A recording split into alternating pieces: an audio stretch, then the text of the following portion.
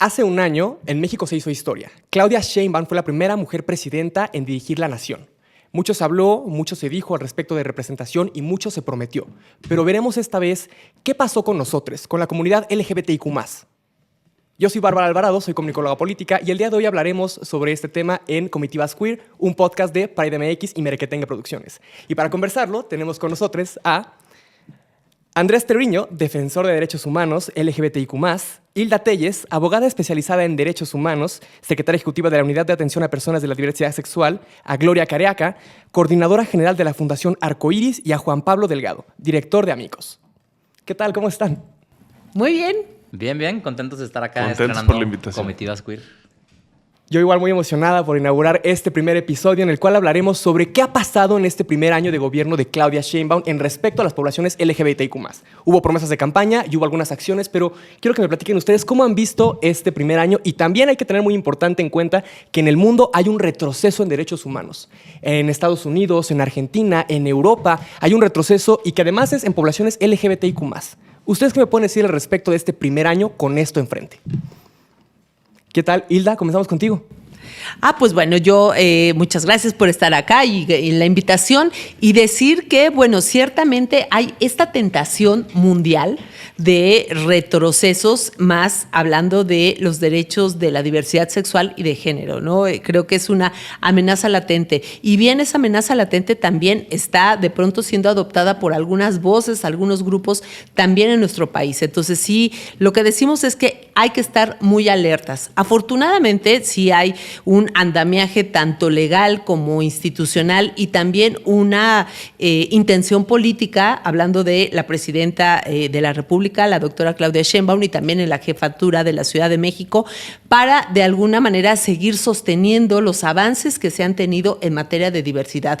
Porque sí es importante decirlos, hay avances a nivel nacional, pero los mayores se han dado en la Ciudad de México. Como que siempre la Ciudad de México es el detonante fuerte de estos primeros pasos, y luego de ahí se expande hacia la República Mexicana. Pero no podemos decir todo México es igualitario, hablando de los derechos de nuestras poblaciones. Desde luego hemos visto bastantes avances también en otros lados de la ciudad y de la República. Andrés, ¿tú qué nos puedes decir al respecto? Yo creo que esta idea de que la Ciudad de México fue punta de lanza se quedó por ahí del 2009, cuando Marcelo Ebrard fue jefe de gobierno. Y creo que hoy la realidad es que hay otros lugares de la República que están avanzando mucho más que la Ciudad de México. Y eso quizá ha hecho que el propio movimiento de la Ciudad de México se desmovilice frente a esta idea de que en la Ciudad de México ya se ganaron todos los derechos, ¿no? Creo que lo que ha hecho Amicus para ganar presupuesto, por ejemplo, LGBT en varios estados del país por ley, es un gran avance, ¿no? Lo que se hizo en Jalisco con infancias trans mucho antes que la Ciudad de México es un gran avance que la presidencia no puede dejar de voltear a ver, ¿no? Aunque no sean avances hechos por su partido. Creo que hay que recordar que Claudia Sheinbaum se comprometió con la población de la diversidad sexual en el momento en el que quiso marchar, en 2023, y además hizo un caos en el inicio de la marcha, pero además, pues en su plataforma de campaña había compromisos muy concretos que creo que al día de hoy no se han retomado, ¿no? El primero era hacer políticas públicas de la mano de la población de la diversidad sexual. Yo no he visto una sola mesa convocada por la presidencia, no he visto un solo evento de la oficina de la presidencia en el Palacio Nacional que convoque a las personas de la diversidad sexual, ¿no? Creo que hay una deuda importante con salud, pero también creo que hay cosas que se han hecho bien, ¿no? Celebraría el nombramiento de Salma Luébano, una mujer trans, como coordinadora de Economía de Inclusión en la Secretaría de Economía. Eso me parece un avance, aunque no es muy claro el impacto de esa oficina todavía, ¿no? Pero creo que en el primer año ese es un gran avance. Y creo que el nombramiento de Genaro Lozano como embajador ante un país que amenaza a nivel internacional en materia de derechos es también un gran avance. Pero creo que hoy es importante que la política de diversidad no sean nombramientos, sino sean políticas y derechos. Muy bien, muy bien. Andrés, voy a tenerte hasta ahí porque me interesa saber qué piensa Gloria al respecto. Mira, yo creo que realmente hemos seguido avanzando. Afortunadamente tenemos un movimiento LGBT fuerte, dinámico, y que está alerta permanentemente de las distintas amenazas como de las oportunidades. Y eso hace que realmente pues, el proceso que hemos venido desarrollando a lo largo de los años no pare. A lo largo de este año igual hubo avances legislativos importantes en los estados, ¿no? Hay avances en la conquista del matrimonio igualitario de manera más clara, igual que en las identidades de género, y eso me parece que hay como una coyuntura, refuerza el trabajo que las organizaciones venimos realizando con los partidos políticos, y en ese sentido me parece que en la mayoría de los estados hemos logrado que los partidos estén de acuerdo a las circunstancias, vamos a decir. No en todos, ya sabemos que hay estados en donde es mucho más complicado precisamente por estos avances conservadores, pero yo creo que ahí vamos. Creo que precisamente con lo que decían ahora, con las promesas de campaña, a mí me gustaría que realmente la población LGBT estuviera mucho más presente en los discursos políticos. Es decir, yo miro que eso todavía a la gente le cuesta mucho trabajo realmente mencionarnos, comprometerse. Bueno, ahora con Hilda, por supuesto, si hay una funcionaria que específicamente está orientada en ese sentido, pues, pero no queremos que sea la única. A nivel federal, yo creo que Relaciones Exteriores le ha dado con una continuidad bastante buena a nuestro trabajo. Me parece que hay una muy buena escucha y que hasta hoy o hasta muy recientemente, pues con la fiscal de Derechos Humanos en la Fiscalía General de la República continuó el diálogo, continuaron los avances. Entonces, también depende de nosotros identificar dónde están las personas que tengan mayor apertura, mejor conocimiento, o con los que ya hemos venido trabajando a lo largo de los años y que están todavía hoy ocupando puestos en el gobierno, pues que son puertas que tenemos abiertas y con quienes podemos dialogar. Claro, siempre vamos a querer más, ¿no? Y yo Gloria, creo que el desarrollo de políticas públicas es fundamental. Gloria, creo que justo han dado mucho en el clavo en cuanto a que, digamos, hay organizaciones de la sociedad civil que están luchando por esos derechos y también hay una apertura en cuanto al sistema para poder ejercer esos derechos. Pero hay todavía un problema en cuanto a la comunicación entre las poblaciones LGBTIQ+ y quienes les representan. Por lo que yo les quiero preguntar ahora, en este primer año, en esas promesas de las que ya hablamos, ¿qué tanto se ha cumplido y qué tanto todavía está por cumplirse? Yo creo que hay que dar un pasito atrás. Me parece muy importante el hablar no solamente de avances legislativos, el no hablar de las coyunturas, de los discursos políticos, de los nombramientos. Me parece que cuando analizamos la vigencia de nuestros derechos es fundamental. Cuando analizamos el trabajo del Poder Ejecutivo, cuál es su planificación gubernamental, digamos la programación gubernamental y cómo se gasta el dinero. Y si nosotros analizamos el Plan Nacional de Desarrollo y analizamos el presupuesto de egresos de este año, no nos vamos a encontrar más que en buenos deseos. Cuando un gobierno no planifica hacia adelante lo que pretende para una población, difícilmente va a pasar algo en la coyuntura. Y cuando no somos parte del presupuesto, difícilmente va a poderse financiar la política pública. Y lo cierto es que, si bien podemos, digamos, enlistar avances como los que ha dicho Gloria, avances como los que ha dicho Andrés, en particular, cuando nos vamos a analizar la documentación que tendría que validar que el gobierno de la República está planificando política pública financiada, no vamos a poder encontrar mucho. Entonces, eso a mí me parece muy importante, porque entonces cuando analizamos con crítica el primer informe de gobierno en su texto, vamos a ver que hay una, digamos, coincidencia entre esta ausencia de menciones en el Plan Nacional de Desarrollo, en el presupuesto de egresos y en el primer informe de gobierno de la Presidenta de la República. Gran punto el que pones en la mesa. Justo para avanzar después de esas promesas hay que tener presupuesto. Sí, y bueno, creo que fue Pride MX quien le hizo esa gran pregunta a la presidenta en la mañanera, ¿no? ¿Qué se ha hecho en materia de diversidad sexual? Y a mí me sorprendió que no pudo enlistar una sola acción que ha tomado su gobierno, ¿no? Creo que la presidenta es alguien que entiende los derechos LGBT, ¿no? Cuando tú le preguntas en una entrevista, sabe qué significan las siglas, ¿no? Cosas que otros políticos no. Y por esa razón me parece tan preocupante que no haya podido responder una sola acción concreta que su gobierno haya hecho. En estas propuestas de campaña venía la creación de una unidad nacional para atender la política pública de la diversidad sexual, como la que existe en la Ciudad de México. Eso me parece que es una gran ausencia, ¿no? Que no se haya nombrado una oficina para supervisar, diseñar, implementar esa política pública, que la que bien menciona Juan Pablo no está en el presupuesto. Y creo que una oportunidad perdida, hasta a lo menos en este primer año, es tener una persona enviada especial en temas LGBT ante Naciones Unidas, ¿no? Argentina lo tuvo en el gobierno anterior, países como Inglaterra lo tienen. Creo que si hoy México quiere ser ese liderazgo internacional de izquierda, de derechos, tendría que tener una postura internacional, tendría que ir a la Asamblea de Naciones Unidas a promover resoluciones que garanticen los derechos en un momento donde en el mundo se están retrocediendo en derechos trans. Pero para poder salir y ejercer ese liderazgo en el mundo, pues tendría que empezar en casa, ¿no? Con algunos de los pendientes que tenemos, pues como todos los temas de personas trans y principalmente, que lo hablaremos en otro bloque, pues la impunidad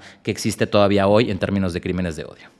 Y ese ha sido uno de los temas que se ha observado en el Plan Nacional de Desarrollo, ¿no? Que no hay esta, digamos, no mención explícita respecto de las poblaciones LGBTI en el país. Y es realmente complicado. Yo ahora que me toca estar del lado del Estado, digo 30 años como servidora pública, pero nunca en una instancia pública de Estado y además en un tema tan específico como este, me doy cuenta de la complejidad y la verdad de pronto sí es vivir en una frustración constante de la complejidad que tenemos incluso para poder medir qué tanto los programas sociales, que hay muchos, digamos, programas sociales universales, qué tanto de esos programas realmente impactan a las poblaciones LGBTI. Porque, por ejemplo, vemos mucho en mujeres o en mujeres trans, poblaciones o espacios de ellas con una alta precarización y qué tanto esos programas universales realmente están bajando, realmente están llegando ahí. Al día de hoy no hay un conteo tal cual que nos pueda decir, bueno, de este programa universal,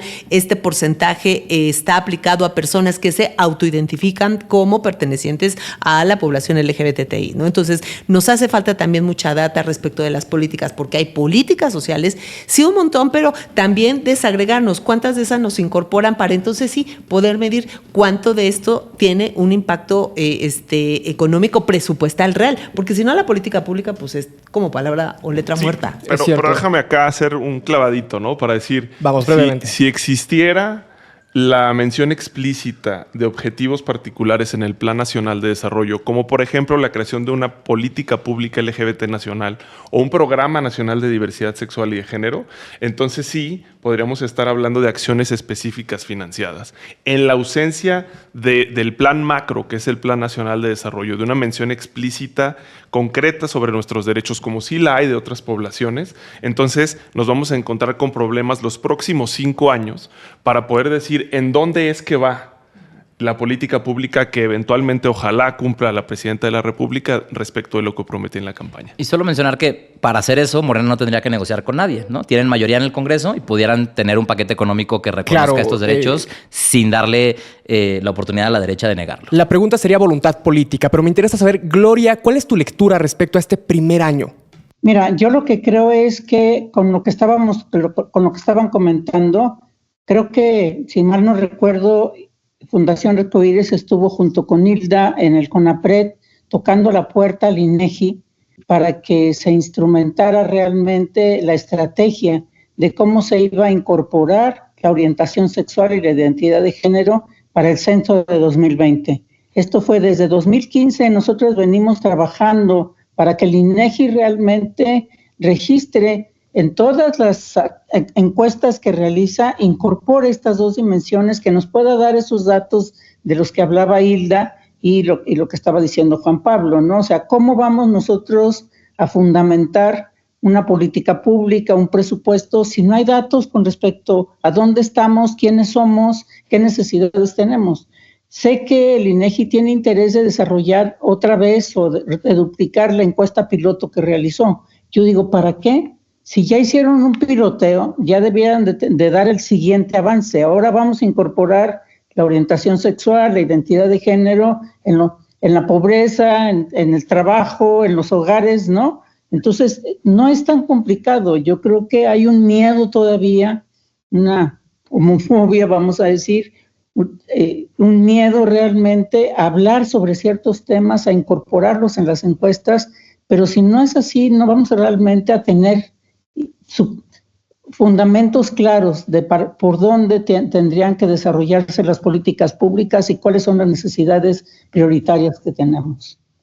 Y esos dos puntos que bien menciona Gloria están por escrito en los compromisos que hizo la presidenta en su campaña, ¿no? Dándole lectura literal a las propuestas que inscribió en su plataforma electoral, pues menciona fortalecer herramientas como la ENADIS. Hoy no hay presupuesto, el CONAPRED no cuenta con el presupuesto con el que contaba para hacer estos ejercicios estadísticos, y decía que iba a recomendar incluir en el próximo Censo Nacional preguntas sobre orientación sexual e identidad de género. Entonces, el trabajo de incidencia que se ha hecho desde hace muchos años llegó a oídos de la candidata a la presidencia, pero no sé si la presidenta lo tiene en su agenda de gobierno. Por lo que me dicen, no hay presupuestos, no hay datos esclarecidos y los que hay son parte de la sociedad civil, pero ¿qué me dicen de la representación? Este gobierno asegura que será el que más tenga representación en la historia y claro, hay una mujer presidenta en la silla, pero ¿qué me pueden decir al respecto de personas LGBTIQ+? Bueno, ya lo advertía Andrés y eso por supuesto siempre lo reconoceremos porque es muy importante decir que en México hemos procurado siempre construir alianzas que trascienden partidos, que trascienden organizaciones y estados específicos, que trascienden gobiernos. Siempre reconoceremos el hecho de que Salma haya pasado de una posición legislativa ahora a una posición ejecutiva y esperamos grandes cosas de Salma y estamos viendo que verdaderamente hacia dentro de la Secretaría de Economía está Salma empujando con todo lo que tiene y además sabiendo que el secretario de Economía ha sido una persona que siempre ha, como lo dijo ya Andrés, validado y advertido la importancia de la política LGBT en el país. El asunto de Genaro Lozano me parece precisamente un buen mensaje en materia de política exterior, como ya lo decía Andrés. Si tienes un gobierno que particularmente se está caracterizando por atacar los derechos de las personas LGBTIQ+, y en concreto los derechos de las personas trans, el envío de una persona con la formación adecuada para participar en el espacio, pero además con el historial de defensa de derechos y además el hecho de que es un referente no solamente nacional, sino regional de nuestros derechos, es un buen mensaje.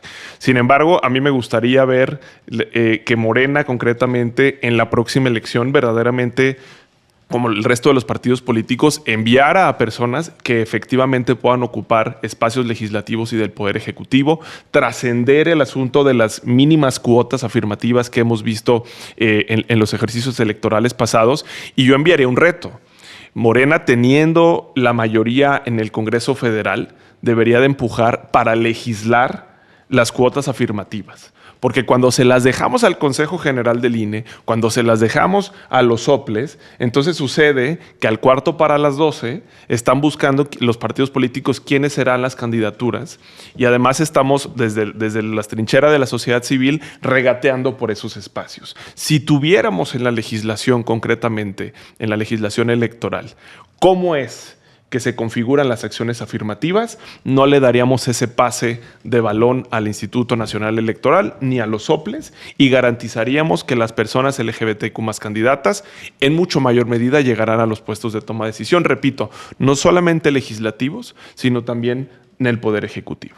Y creo que también algo muy importante es no solamente esperar a que existiera una oficina de atención a diversidad para que estemos en representación en todos los espacios y en todas las secretarías, porque creo que también una parte importante, y lo digo por la Ciudad de México, está bien, está creada esta Secretaría Ejecutiva, pero pues somos 5 personas, o sea, y esas 5 personas tenemos un desafío enorme y es como, no solamente es convencer, es decir, a todas las instancias, hablando de la Ciudad de México, de la Administración Pública de la Ciudad de México, es, espérame, tienes una responsabilidad no de hoy, no del 1 de mayo para acá, tienes una responsabilidad desde el 2021, que es cuando se emite la Ley de Reconocimiento y Atención a Personas LGBTI en la Ciudad de México. Entonces, la corresponsabilidad de cumplir lo que marca la ley la traes ya desde hace algunos años. Es decir, ya estamos como en atraso. ¿Qué tendría que pasar? Algo similar a nivel federal. Es algo que se está impulsando también desde el Congreso Federal. El diputado Jaime López Vela trae, entre varias situaciones legislativas, tratar este punto. Una ley general, una ley integral que pueda abordar estos derechos y con esto dar paso también a un área que pueda trascender y transversalizar la política, porque si no, igual puede pasar una oficina que ante la ausencia o carencia de atribuciones, como lo vimos en algún momento, si no tienes atribuciones, pues acabas haciendo buenas obras, muchas, pero no una política real. Acabas haciendo programas, apoyos, un montón de acciones, pero lo que hay que pasar es ya de las acciones a la política pública real. Y yo creo que aquí algo importantísimo y el mayor valor que tenemos como poblaciones es la sociedad civil. y las exigencias que hay desde todos los espacios, porque estás en un espacio público y la verdad, el impulso que hay de las personas trans, de las mujeres lesbianas, de los hombres gays, todo ese impulso es lo que hace que de verdad podamos llegar a un buen puerto, aterrizar una política. Entonces, sí es muy importante nuestra representación, pero de manera transversal, no solo en la unidad de atención a la diversidad, sino en toda la política federal y locales. De manera integral, claro. Gloria, ¿qué piensas al respecto? Mira, yo creo que realmente en la representación se cumplirá cuando las iniciativas que las personas LGBT en los puestos de elección popular realmente lleguen a la discusión. Hay iniciativas que se desarrollaron desde la pasada elección y nunca llegaron a la discusión, ni siquiera llegaron a comisiones. Entonces, sí es cierto que Jaime está teniendo iniciativas, Laura está teniendo iniciativas, entonces, pero si esas iniciativas, aunque ya están elaboradas, ya se están empujando, si no llegan realmente a presentarse en el Congreso, en la sesión general, pues realmente es trabajo que infructuoso, porque no tenemos avances significativos, por lo menos en el sentido que nosotros tenemos. Por otro lado, me parece que lo de las cuotas es un problema que tenemos que sentarnos a discutir en serio, porque hubo demasiadas usurpaciones. Ahora ya no solamente se están usurpando nuestros lugares, sino también de personas indígenas, de personas afro, bueno, hasta de mujeres. O sea, realmente lo que pasó en la última elección fue escandaloso. Y yo creo que eso nos exigiría una discusión mucho más detallada y profunda a nosotros quienes estamos realmente vigilando esos procesos para que la representación sea efectiva y también para que quienes lleguen pues ya tengan alguna experiencia y que no sea, como decía Juan Pablo hace rato, al cuarto para las 12 andar buscando a ver con quién lleno la cuota, ¿no? Entonces, sí necesitamos un trabajo mucho más detallado para que esas cuotas se conviertan en una realidad, pero también que los partidos asuman que quienes llegan van a ser escuchados, si no, ¿para qué los queremos ahí? Andrés, ¿se te ocurre alguna solución para esto? Sí, yo creo que, bueno, la población LGBT en México está muy subrepresentada, ¿no? Los propios datos del INEGI nos dicen que somos al menos el 5% de la población, ¿no? Y ese es un número conservador. Si somos el 5% de la población y la Cámara de Diputaciones reflejara la demografía mexicana, tendríamos que tener en cada legislatura alrededor de 25 personas LGBT ocupando puestos legislativos, ¿no? Hoy tenemos 6, de al cuales algunos de ellos son de dudosa procedencia, porque este tema de las usurpaciones, ¿no? Y no tenemos ninguna persona trans, ¿no? En la legislatura anterior hubo 2 diputadas federales trans, y esos espacios ganados para la población trans no se mantuvieron en esta legislatura, ¿no? Hubo un retroceso en la representación trans. Entonces, digamos, la fórmula para resolver la subrepresentación no ha sido muy exitosa, y hoy hay una oportunidad histórica en la mesa, que es la reforma electoral que Morena va a hacer. Y digo que Morena la va a hacer porque la van a hacer en una legislatura donde tienen la mayoría. Es importante saber hoy cuál es el planteamiento del oficialismo en torno a cómo se va a integrar a las personas LGBT y a los grupos históricamente discriminados en esta propuesta de reforma electoral. Hasta el día de hoy no ha habido una convocatoria de ninguna mesa de trabajo, de ninguna mesa de análisis que busque directamente incorporar las propuestas que existen por parte de la población LGBT para que esta reforma electoral avance en términos de representación y no retroceda. Porque, ojo, el plan A y el plan B que propuso López Obrador en el gobierno anterior retrocedían en materia de acciones afirmativas. Y fue la pasada Suprema Corte de Justicia quien tuvo que defender estas escuetas acciones afirmativas para el proceso electoral de 2024. Entonces, hoy el terreno no es de plena confianza de que esta reforma electoral garantice que sigamos avanzando en representación LGBT. Desde luego, les comparto que el instituto ha hecho trata de hacer implementaciones para garantizar justo mayor representación o mayores derechos para la comunidad LGBTIQ+, pero no lo hace de la mano de poblaciones LGBTIQ+, por lo que entonces, ¿de quién realmente quiere representar? ¿A quién quiere beneficiar? Y en eso nos deja un panorama de violencia, el cual ya hemos un poco descrito desde las leyes, desde la estructura, pero afuera en las calles hay mucha violencia para las personas LGBTIQ+. ¿Qué me pueden decir al respecto de la inseguridad, de los transfeminicidios, de los asesinatos, de la violencia, del odio? Y también para quien nos está observando ya en casa, que nos pueda comentar qué opina al respecto de este primer año de Claudia Sheinbaum en cuanto a derechos LGBTIQ+. ¿Qué piensas, Juan Pues Pablo? mira, en Amicus contamos con una herramienta desde el año 2018 que se llama Visible. El dominio de internet es visible.lgbt. En conjunto con Letra S hemos en los últimos años intercambiado data. Letra S concretamente relacionada con asesinatos de personas LGBTIQ+, y Visible, digamos, en un espectro mucho más amplio de la violencia y la discriminación. Y es triste decir que año con año la conclusión es exactamente la misma, ¿no? Si bien es complicado decir si la violencia y la discriminación han subido o bajado, porque no tenemos esos instrumentos como los que menciona Gloria, que nos pudieran hacer entender un poco más, de manera más amplia, el universo de cómo se comportan estos fenómenos. Lo cierto es que en las muestras que tenemos con esta medición histórica, podemos afirmar que la violencia y la discriminación están presentes en todas las facetas de la vida de las personas LGBTIQ+, que se presentan incluso en aquellos espacios en donde presumimos que no va a suceder. En algún tiempo, Andrés y yo tuvimos una coordinación bastante importante cuando estuvo en el gobierno del estado de Jalisco, y logramos hacer un esfuerzo bastante importante de documentación, incluso en lugares donde se presumía que digamos, había menos posibilidades de que estos incidentes se presentaran, como la ciudad de Guadalajara, pero también sucede aquí en la Ciudad de México. Entonces, incluso en esos espacios en donde presumiríamos que el país era seguro para nosotros, la realidad es que la violencia y la discriminación siguen muy presentes.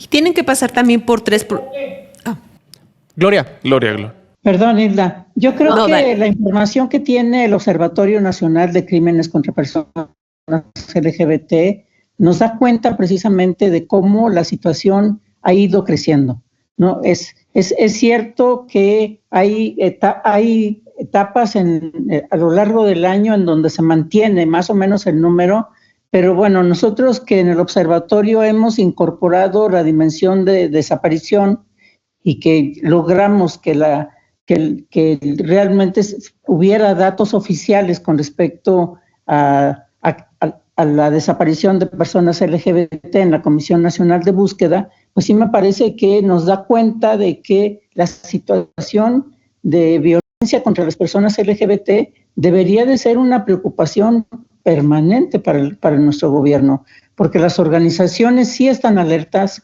sí están documentando, sí están dejando ver que es un problema que afecta, pues que acaba con la vida de las personas. Y nosotros hemos estado registrando incluso los atentados a la vida, los suicidios que se incrementaron de manera tan importante durante el confinamiento y que eso ha continuado. Entonces, es impresionante los datos que arroja el observatorio, nos deja ver que la situación de las personas LGBT es realmente dramática, sobre todo para las mujeres trans.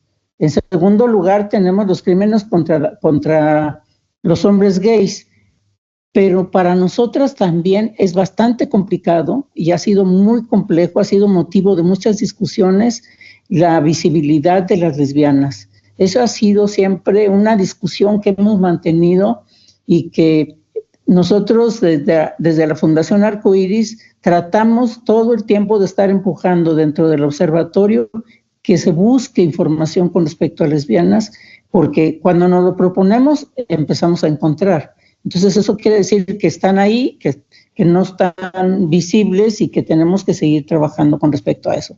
Pero sí es muy preocupante la situación que todavía hoy enfrentamos. Okay, y hablando sobre el tema también de violencia e inseguridad, pasa por 3 niveles. Uno, que todavía nos hace falta muchísimo trabajar, que tiene que ver con la violencia que viene a través del discurso de odio en la sociedad.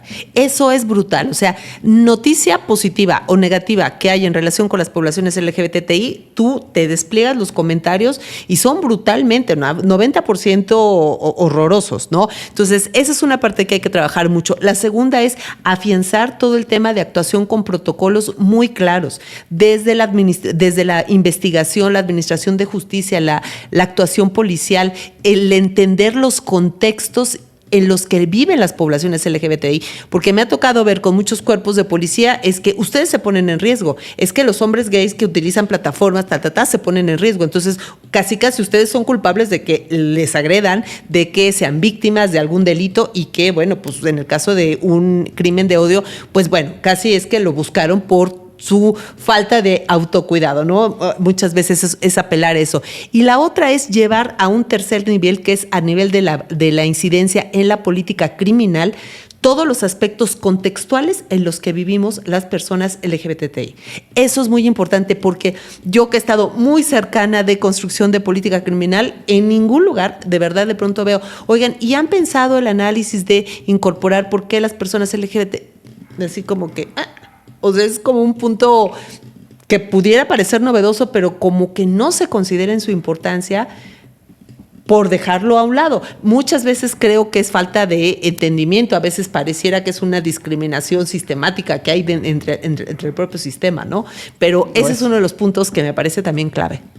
Yo diría, Claudia Sheinbaum fue electa presidenta en el proceso electoral más letal para las personas LGBT, ¿no? Durante el proceso electoral de 2023 y 2024 fueron asesinadas personas como Ciel Baena, un consejero electoral no binario, probablemente la persona no binaria más visible en el país, Miriam Ríos, una comisionada de Movimiento Ciudadano en Michoacán, Samantha Fonseca, candidata al Senado en la precandidata al Senado en la Ciudad de México. Es decir, hubo un caso muy crudo de violencia política contra personas LGBT directamente involucradas en la política electoral, y eso no emplaza a la persona ganadora de ese proceso electoral a tomar una acción contundente en contra de la impunidad, ¿no? Hoy, el asesinato de figuras muy visibles como Ciel Baena es completamente impune. Ese es un mensaje para toda la población LGBT de que nuestras vidas no valen, de que no importa y de que si hoy alguien nos asesina, la justicia no se va a mover para, por lo menos, encontrar verdad, memoria y justicia, ¿no? Y eso me parece que es muy, muy, muy alarmante porque pues hay un montón de cosas que se podrían hacer, ¿no? Ya se han puesto sobre la mesa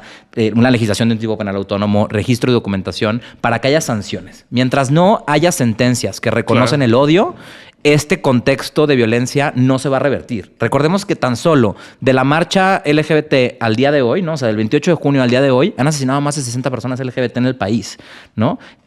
¿Cuántos más tienen que asesinar para que la presidenta tome una acción contundente en contra de este contexto de violencia de odio? Y que esto que mencionas, Andrés, pone sobre la mesa que, digamos, la magistrada dio su vida para la ley de identidad de género y por parte del Estado no hubo ni siquiera prioridad. En los 2 días ya hubo carpetazo y crimen pasional. Sí, hasta el día de hoy la Fiscalía General de la República no ha traído el caso, ¿no? Por más que ese fue uno de los planteamientos de la sociedad civil, ¿no? El caso sigue en manos de la Fiscalía de Aguascalientes, quien antes de recoger el cuerpo de su casa ya había dado un móvil del delito, ¿no? Creo que lo mínimo que podría hacer la Administración Federal es que la Fiscalía haga una investigación imparcial, ¿no? Sobre lo que pasó en Aguascalientes.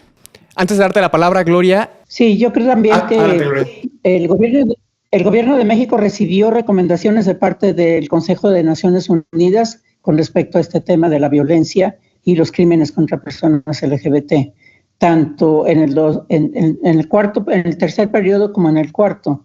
Ahora, precisamente, estamos a la mitad del camino de la evaluación de 2018 y nosotros no vemos que el gobierno esté realmente avanzando en el cumplimiento de esas recomendaciones. Entonces, eso es algo también a lo que le tenemos que dar seguimiento, puesto que el gobierno está comprometido a desarrollar acciones concretas para acabar, porque el gobierno de México aceptó esas recomendaciones. Entonces, yo creo que tendríamos que ver ya acciones concretas que el gobierno esté desarrollando para acabar con estos crímenes. Y yo creo que en el contexto de septiembre, en el que empiezan en funciones las personas elegidas en la reforma judicial, es importante poner en contexto de qué se trató esa reforma judicial. Porque el eslabón más débil del sistema de justicia en México son las fiscalías, y a las fiscalías no las tocamos. E hicimos una gran faramalla que no era necesaria y que desde mi punto de vista sí es un atentado a la democracia, pero a las fiscalías no las tocamos. Y ahí es donde sí podríamos tener gran incidencia para que no hubiese impunidad en estos casos. Entonces creo que esa es una de las grandes deudas también del gobierno federal, que ha estado alimentando la narrativa de que la reforma judicial va a funcionar. Bueno, si va a funcionar, entonces hay que tocar a las fiscalías, más allá de manifestar que yo concretamente estoy en contra de lo que pasó. Desde luego, que la reforma garantice justicia para quienes más la necesitan en el país, que es algo que no hemos visto y que en esta mesa creo que quedó muy claro que todavía no llegamos a ese panorama. En ese sentido, y hablando de panoramas, en el mundo hay un retroceso, pero en México, ¿cómo se ve? ¿Cómo lo vivimos desde adentro y cómo se ve desde afuera? Yo creo que se ve como si fuéramos vanguardia, pero me da un poco de risa porque no es por las razones adecuadas. Es porque el mundo dio un paso para atrás y nos hace quedar bien. Un poco esto también se lo cuelgan como medalla a representantes, pero ¿qué opinan al respecto de cómo se ve México y cómo estamos en 2025 con un fascismo acercándose? Mira, a mí me dejó una gran esperanza este trabajo que se hizo en la Conferencia Regional de la Mujer de América y el Caribe. El poder incorporar ciertas palabras. Primero, el que se reconozca a las mujeres LGBT dentro del documento fue una lucha y una negociación muy fuerte que hizo la embajadora que estaba a cargo del proceso de negociación del documento final. Pero incluso cuando se habla de las mujeres y sus diversidades, la palabra diversidades, todo el mundo decía, quitémosla. Cuando decían diversidades, hablamos de muchas cosas, no solamente es la diversidad sexual y de género, son muchas más cosas, pero el miedo todavía que hay en el mundo y a nivel global y países muy concretos en América Latina que tenían una negación a que eso fuera. Cuando al final se logra esa negociación, se logra ese documento, sale como consenso, es de donde nos tenemos que tomar, ¿no? Creo que es un documento muy importante y donde también muchas de las mujeres que venían de otros países decían, nuestra esperanza está en México. En México y además en la Ciudad de México. Por favor, no podemos soltar eso. O sea, en nuestros países estamos viviendo situaciones de regresión muy claras. Nuestra esperanza es México. Entonces, creo que tenemos que estar a la altura, todos, la sociedad civil, las autoridades, todos los que estamos inmersos en esta temática tenemos que estar con un gran compromiso de que podemos ser un gran referente si no lo proponemos. Pero realmente se tiene que constatar esa voluntad política para hacer una realidad que pasen las cosas, no solo en el papel o no solo en una oficina por haber sido designada, sino que en la vida real eso se cumpla para las personas. Yo creo que estamos en un punto peligroso, ¿no? Porque el gobierno se ha declarado de izquierda progresista, ¿no? Marca su posición en el mapa y frente a él hay una derecha que está esperando el siguiente proceso electoral para retroceder en todo lo que supuestamente Morena ha avanzado sin los avances, ¿no? O sea, está el discurso, pero no están los avances. La derecha va a reaccionar igual al nombramiento de Genaro Lozano que al reconocimiento de un derecho, ¿no? Porque la reacción al nombramiento de Genaro fue muy violenta, es decir, el costo político va a ser el mismo si la acción es superficial o que si la acción es de fondo. Si Morena no le entra al fondo, a garantizar derechos, a aprovechar su mayoría legislativa de aquí al 27, en avanzar en cosas que nunca hemos podido avanzar, estamos en el riesgo de que una nueva composición del mapa político nos ponga ahora sí en un supuesto de vulnerabilidad a los retrocesos, ¿no? Hoy vemos a un Ricardo Salinas Pliego intensificar su actividad política, ¿no? Si la nueva Suprema Corte lo hace pagar los impuestos que debe, su activismo político se va a encrudecer y uno de sus blancos son las personas LGBT, como lo podemos ver en su cuenta de X, ¿no? Vemos que hay intereses de Trump en financiar el Partido México Republicano, los acercamientos de la política exterior estadounidense actual, con ganas de entrar en la narrativa en México. Entonces, digamos, la amenaza es muy clara y está puesta sobre la mesa. Si Morena no garantiza derechos, muy probablemente muy pronto podríamos estar en el escenario de los países que están retrocediendo y no de los que están avanzando. Y retroceder desde dónde, ¿no? Porque uno no se imaginaba hace unos años que Argentina iba a llegar a donde estamos. Y Argentina en donde estaba. Así es. No podemos decir que México hoy está donde Argentina estaba. Definitivamente no. Entonces, y por eso refuerzo lo que decía al principio. O sea, parte de este blindaje institucional, si lo queremos llamar así, o normativo, viene por un lado sí de observar y de tomar ventaja desde el punto de vista de Morena, de la mayoría que tiene en los congresos, en donde esencialmente puede hacer lo que la presidenta de la República y el resto del equipo de trabajo de Morena diga, pero al mismo tiempo del blindaje en términos programáticos del gobierno. Yo sí, y aunque no lo hemos visto con tanta frecuencia en la historia de nuestro país, yo sí invitaría a observar la necesidad de corregir la programación gubernamental mal hecha. Si el Plan Nacional de Desarrollo no los incluye, buscar que nos incluya. Si los presupuestos no nos han incluido en este año, buscar que el año que viene sí venga. Lo decía Andrés.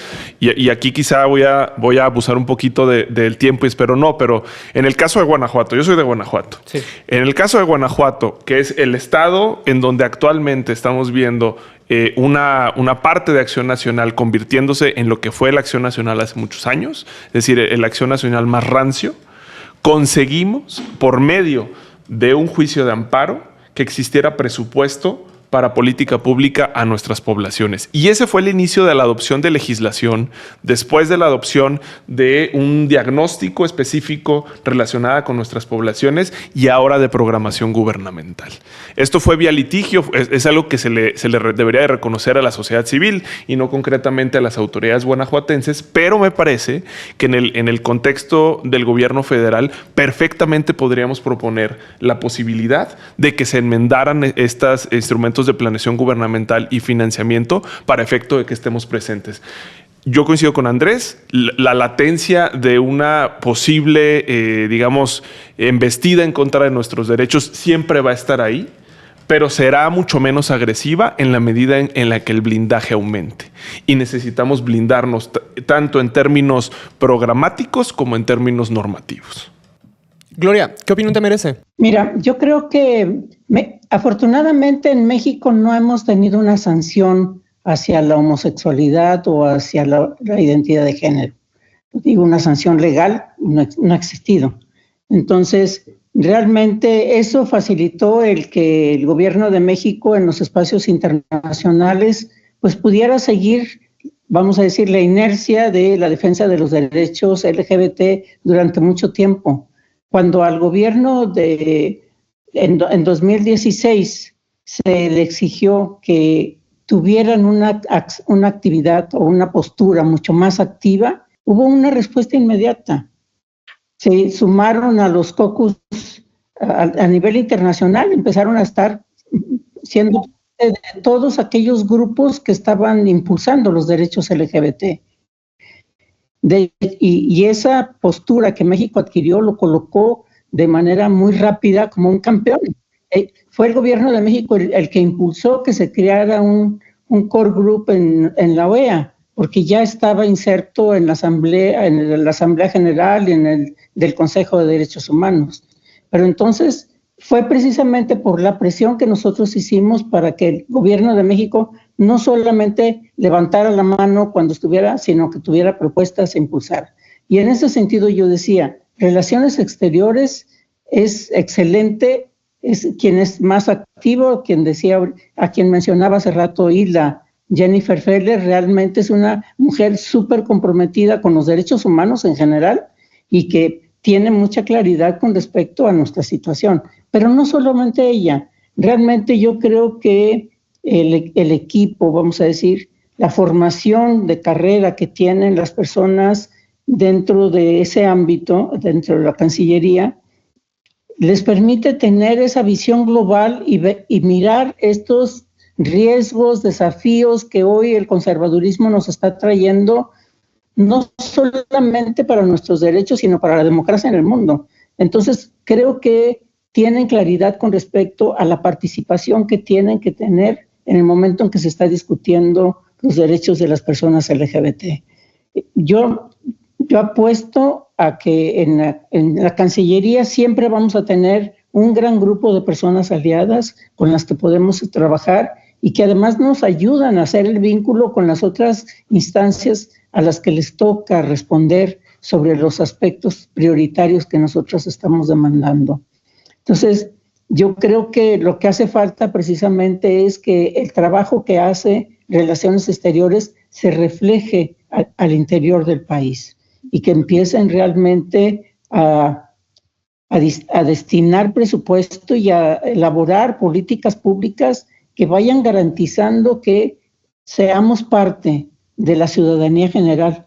Nosotros siempre hemos dicho que en México nos tratan como ciudadanos de segunda, y yo creo que mientras no estemos en el Plan Nacional de Desarrollo, en la política pública, pues nos vamos a quedar en ese lugar. Yo diría nada más, ojalá no pase lo que pasó el sexenio anterior, ¿no? Que fue que al principio hubo una mañanera del orgullo muy bonita, luego todo un sexenio en el que no pasó nada, y el último periodo de sesiones, antes de irnos a un proceso electoral, aprobaron la prohibición de las terapias de conversión, ¿no? 6 años cabildeando la ley para que la aprobaran en las vísperas del proceso electoral. Creo que hoy, ¿no? Quedan 5 años de gobierno, hay una oportunidad histórica de tener un gobierno que sí garantice derechos de la población de la diversidad sexual y que no sea solo un uso electoral de nuestras causas y nuestras vidas.